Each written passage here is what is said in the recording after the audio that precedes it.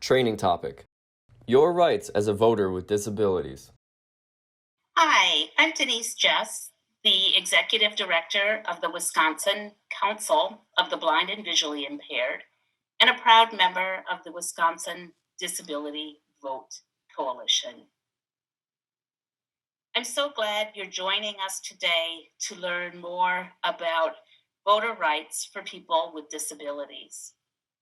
As people with disabilities, we face many barriers to being able to cast our ballot privately and independently.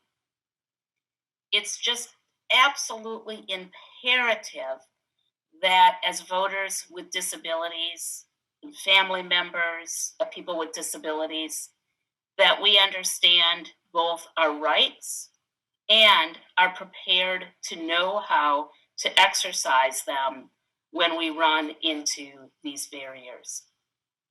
So over the course of the next little while, we're going to look at what some of those barriers are for voters with disabilities, and then we'll examine the rights of voters with disabilities, looking at guardianship, overall general rights of people with disabilities who are voters, looking at how do we ask for accessibility and accommodations, how do we file a complaint when necessary, and lastly, how do we make sure that we are well-informed voters so that we are making important decisions about candidates and issues. We'll be sharing some slides with you through the course of this presentation, and I'll verbalize everything that's on the slide so that it is also accessible. Feel free to pause the video or go back as you might need so that you can take any important notes for your particular situation. Okay, let's go. I'm going to start with sharing a little bit with you about the Disability Vote Coalition. So the DVC is a nonpartisan effort to help voters with disabilities to be able to fully participate in the electoral process, ranging from obtaining a photo ID, through registering to vote, casting the ballot, and having access at the polling places. The coalition is coordinated by the Wisconsin Board for People with Developmental Disabilities and Disability Rights Wisconsin. It has a diverse membership made up of people with disabilities and agencies ranging from Access to Independence, the Wisconsin Council of the Blind and Visually Impaired, NAMI Wisconsin, People First Wisconsin, Mental Health America of Wisconsin, Wisconsin Association of the Deaf, Disability Rights Wisconsin, Wisconsin Board for People with Developmental Disabilities, the ARC of Wisconsin, Independence First, and many more. I hope that you'll visit the Disability Vote website at disabilityvote.org to learn more about our many resources. People with disabilities have historically been underrepresented at the polls because we face many barriers. A recent Rutgers University fact sheet on disability and voter access and turnout at the polls had some interesting findings focused on the elections from 2018. And it pointed out that in Wisconsin, there was a 10.4 percentage difference between the turnout of voters with disabilities and voters without disabilities. There are some really common historical barriers that often lead people to not vote or to experience difficulties in voting. Some of these include accessibility concerns, needing to obtain a photo ID in order to vote, failure of elections officials to provide accommodations, barriers in transportation, lack of training for poll workers on disability etiquette and disability accommodations, limited knowledge of the law on everybody's account, the voter and the poll worker alike. And the last historical barrier is stigma and discrimination towards people with disabilities. In addition to these historical barriers, the pandemic and the April and May 2020 elections have brought about additional and unique barriers for voters wishing to cast their ballots. People with disabilities are particularly vulnerable to COVID, so at higher risk for catching the disease if they attend the polls. There was a lot of confusion about the changing environment. Where were polls located? What were the rules? Because of law changes due to litigation. Many voters were disenfranchised. The Department of Motor Vehicles is charged with providing the necessary photo ID in order to vote. And these offices were available only by appointment, making it more challenging to get the proper identification. Absentee ballots arrived late or didn't arrive at all. And in Wisconsin, voters who cannot see or read or physically mark the ballot do not have an ADA compliant absentee option. Voters also reported having difficulties in registering to vote and obtaining their ballot when trying to upload their ID onto the State Elections Commission website. The witness requirement posed barriers, particularly for voters who lived alone, to sign the back of their envelope. No special deputies, no special voting deputies were assigned to care facilities, and family members were not allowed into these care facilities. So many residents did not have the necessary assistance in order to vote. Additionally, residents were told that if they left the facility to go vote in person, they would not be allowed back in. Transportation, which is always a barrier for voters with disabilities, became even more complicated with fewer options and greater risk of contamination from COVID. For those who voted in person, long lines became an issue. In many cases, curbside voting was not an option, and voters experienced barriers and lack of accommodations and access to the accessible voting equipment. And there was a lot of anxiety and fear of health risk. So now that we've painted the landscape of the barriers that face voters with disabilities, let's dig into the rights of voters with disabilities. And we'll start with guardianship. If you are a person who has a guardian, or you serve as a guardian for a person with disabilities, it is really important that you understand that in many cases, people retain the right to vote. The only time someone living under guardianship does not have the right to vote is when it has been ordered by the court. There is a court document referred to as a determination, an order on petition for guardianship due to incompetency, also known as GN 3170, that can be referenced to learn about the individual's voting status. While the document itself will not explicitly say if the individual can vote, there will be a checkbox on the document.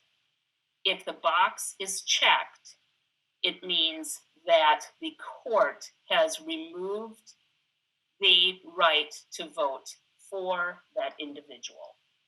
If someone is not clear about whether or not they have the right to vote, there are a couple of different alternatives for getting this information. First of all, the individual has the right to ask their guardian.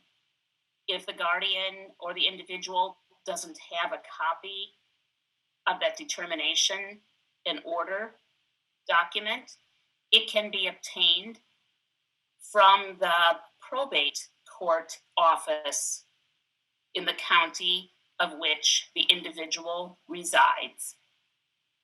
It's important to note that there is a small fee, generally $2, to obtain that document. Alternatively, the individual or the guardian can contact the municipal clerk in their community. The municipal clerk receives from the state a list of individuals who have been adjudicated incapable of voting. A couple last points on guardianship. If someone has lost their right to vote, they are eligible to appeal to the court to have their voting rights reinstated. It's really important as a guardian to remember that you do not need to make the decision about whether or not someone can vote. That is a decision made by the courts. So now that we've taken a look at the rights and needs of voters with disabilities who are under guardianship, let's expand our understanding to the rights of all voters with disabilities. First, every voter, whether we have a disability or not, has the basic fundamental right to vote privately and independently. For people with disabilities, this means that we have the right to access the polling place and the pathway to that polling place. This is particularly important in a state like Wisconsin, where our winter comes early and lasts long and may have snow on our election days. Polling places are required to do that snow removal. All polling places need to have, by state law, accessible voting equipment, and any voter who wishes to may use that equipment. One does not need to be a voter with a disability to access that equipment. Frequently, we hear people say that that equipment is for people with disabilities only, and this is not accurate. So you have the right to use the accessible voting equipment at your request. As someone who uses that equipment myself, I will suggest that if you plan to use it, it may be beneficial to call your municipal clerk in advance of voting day and let them know that you intend to use. Many voters have experienced getting to the polls and finding that while the equipment is there, it may not be properly set up or tested or functioning. You have the right to ask for assistance in completing your ballot. We can bring someone with us to help us do that. We can also ask a poll worker to help us do that. Poll workers are required to help someone complete their ballot when they are asked to do so. Again, really important to know that that is a requirement under the law. We've had poll workers who were unclear about this and felt apprehensive about helping a voter. People who can't assist you in completing your ballot are your employer and your union representative. As voters with disabilities, we have the right to reasonable accommodations at the polling place. Some of these reasonable accommodations might include a chair to sit down. They might include a signature guide to navigate the poll book, a magnifying glass, assistance with stating one's name and address, and written communication tools like pen and paper and easel to facilitate communication. If a voter can't access the polling place due to disability, Wisconsin law also mandates that there be curbside voting. Again, it may be wise to contact your clerk in advance of going to vote to let them know you wish to use this voter option. If you want to dig into voter rights some more, you're welcome to pop over to the disabilityvote.org website and view the video, Know Your Rights. Now, despite our rights being quite clear, it is still common for those of us with disabilities to run into an access problem or an issue with accommodations. We highly recommend that you deal with that issue in real time so that you have the ability to vote and cast your ballot as independently as possible, and so that you help pave the way for greater ease for other voters. In our one of our elections in February, I walked into my polling place and asked for a signature guide, and there wasn't one in the polling place kit. Immediately, my chief elections inspector for that polling place began crafting one out of cardboard and handed it to the folks doing the poll book. So my advocacy benefited me. It also benefited anyone else that day who required or desired a signature guard. So it's best to start with that chief elections inspector. Every polling place will have someone assigned to that role. Start there, be clear about what you need, and ask for them to follow through. If they're unable or unwilling to do that, contact your municipal clerk and ask for assistance.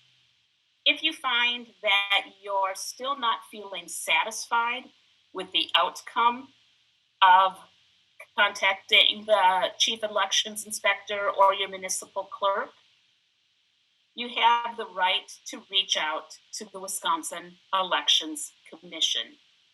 And you can do that in a couple of different ways.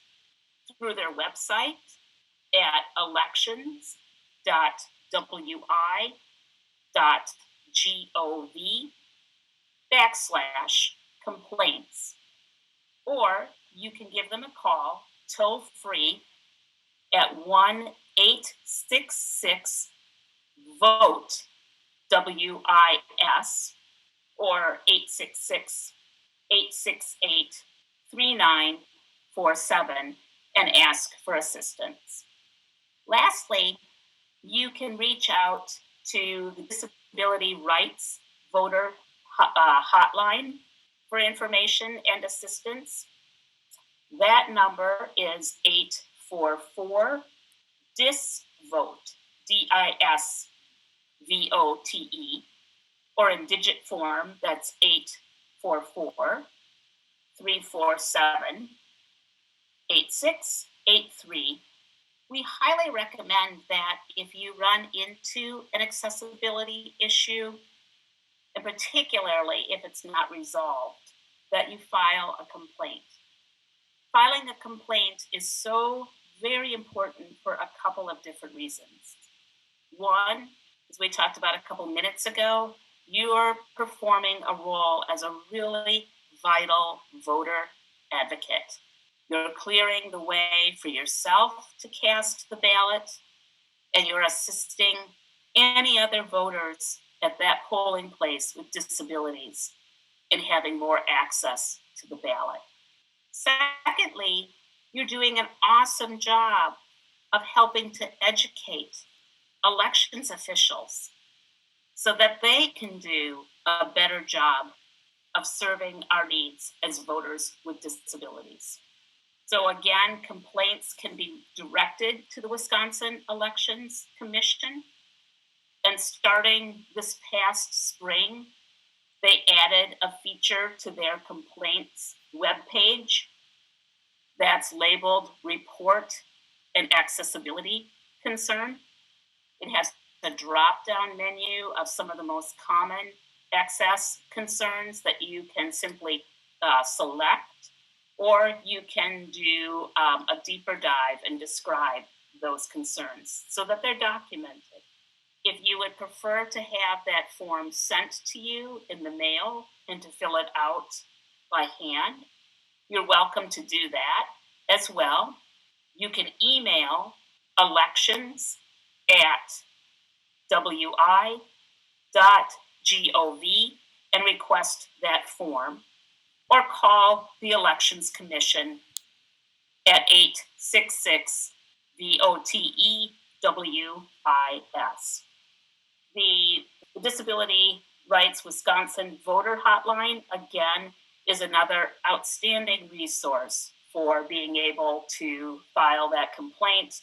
If you'd like help completing the complaint forms, please reach out to the DRW Voter Hotline. Again, that number is 844-DISVOTE, or you can email info@disabilityvote.org. So as we start to wrap up our discussion, I just want to review helpful resources to reach out to if you have concerns as a voter. You can reach out to these resources the day of the election, before the election, as you're registering to vote, anywhere along the path. Please reach out for help so that you're able to cast your ballot. The DRW Voter Hotline is an invaluable resource. The Wisconsin Elections Commission, again, has dedicated resources to supporting voters with disabilities, and they are an excellent resource. Your municipal clerk also can be an outstanding resource. Wisconsin Election Protection is an organization that has volunteer attorneys ready to take your call or respond to your text on election day if you run into any particular concerns. You can call them at 866 687 8683, or you can text them our vote at the number 97779. Additionally, the Department of Motor Vehicles has a voter ID hotline for questions specifically about voter ID. They can be reached at 844 588 1069. Also, in the state of Wisconsin, you can apply for your voter ID online at the DMV website. And you're able to do that every 16 years, saving yourself the trip to the DMV to renew your ID. So all of our rights as voters with disabilities are so important. And as I said earlier, we need to know those and be ready to exercise them. The other side of the coin is that as voters, we need to be well informed so that we're making clear-headed, mindful choices and decisions about the issues and the candidates that we're voting for. And there's a lot of good ways to be able to do this. One is that you can review a list of the elected officials and candidates who are running for office in your area. You can see your ballot for your particular area at myvote.wi.gov so that you're familiar with the ballot before you vote it. You can learn about the candidates. There are a lot of good ways to do that. You can participate in candidate forums. And in a time of COVID, many of these are available online. You can follow social media, and in particular, the social media of the candidates.